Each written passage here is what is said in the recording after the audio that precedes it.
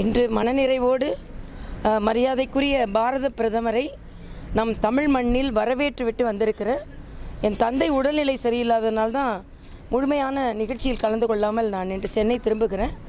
ஆனால் அவர் தமிழ் மண்ணில் கால் வைத்த நேரம் பாரதிய ஜனதா கட்சி துவக்க நாள், ராம நவமி என்ற மங்களகரமான நாள்.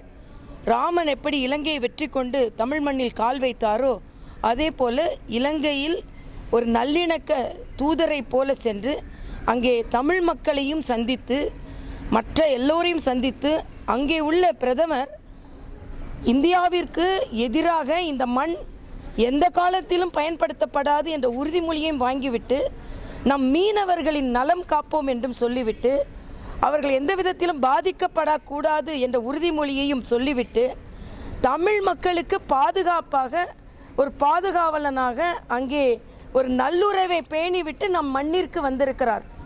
இப்படி ஒரு நல்லுறவோடு வந்திருக்கும் பொழுது குறிப்பாக நம் தமிழ் மண்ணுக்கு வந்து அந்த மண்ணை மிதித்து ராமநவமி வாழ்த்துக்களை எல்லோருக்கும் சொல்லிவிட்டு தமிழ் மக்களுக்காக 8000 கோடி ரூபாய்க்கான திட்டங்களை இன்று அறிமுகம் செய்துவிட்டு 3 மடங்கு ஸ்டாலின் சொல்கிறாரே, அவர் கூட்டணியில் இருந்தாலே அவர்கள் காங்கிரஸ் கூட்டணியில் இருந்த ஆட்சியை விட 3 மடங்கு தமிழக மக்களுக்கு நல்ல திட்டங்களை கொடுத்தோம் என்ற உறுதியை சொல்லிவிட்டு 7 மடங்கு ரயில்வேக்கு நல்ல திட்டங்களை தமிழகத்தில் கொடுத்தோம் என்று சொல்லிவிட்டு தமிழ் மக்களுக்கு 8000 கோடிக்கு மேலே நல்ல திட்டங்களை சமர்ப்பிக்கும் இந்த நிகழ்வில் முதலமைச்சர் கலந்து கொண்டிருக்க வேண்டும். தமிழ் மக்கள் மன்னிக்கவே மாட்டார்கள். எனக்கு சொந்த அனுபவம் என்ன இருக்கின்ற, இப்படியே தான் ஆயிரக்கணக்கான திட்டங்களை அறிவிப்பதற்கு தெலுங்கானா வருவார். தெலுங்கானா முதலமைச்சர் அப்படி அதை உதாசீனப்படுத்துவார், புறக்கணிப்பார். இது ஒரு மாநிலத்திற்கு பிரதமர் வரும்பொழுது முதலமைச்சர் வரவேற்க வேண்டும் என்பது ஒரு புரோட்டோகால், நட்புறவு. அதையும் மீறி இன்னைக்கு ஊட்டிக்கு போகலாம், ஊட்டிக்கு என்னைக்கு வேணாலும் அதை நீங்கள் சமர்ப்பித்து இருக்கலாம். ஆனால் வேண்டுமென்றே நீங்கள் மரியாதைக்குரிய முதலமைச்சர் அவர்கள் பிரதமரின் இந்த நிகழ்வுக்கு வராதது, பிரதமர் 8000 கோடி திட்டங்களை மக்களுக்கு கொடுக்கிறார். அதை உங்களால் மக்களுக்கு கிடைப்பதை உங்களால் தாங்கிக் கொள்ள முடியவில்லை.